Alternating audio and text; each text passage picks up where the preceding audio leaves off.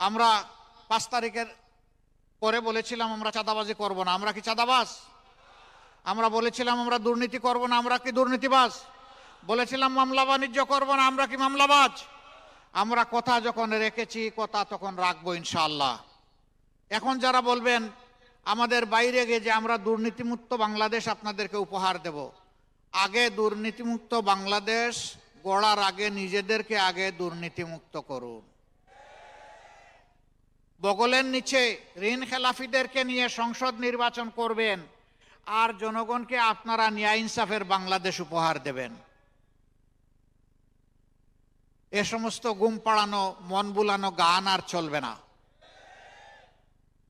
সদিচ্ছা থাকে আগে এদেরকে আপনারা বাদ দেন, বাদ দিয়ে বলেন দেখেন আমরা এভাবেই দুর্নীতিমুক্ত বাংলাদেশ গঠন করব। আমরা আপনাদেরকে মোবারকবাদ জানাবো, জাতীয় আপনাদেরকে মোবারকবাদ জানাবে।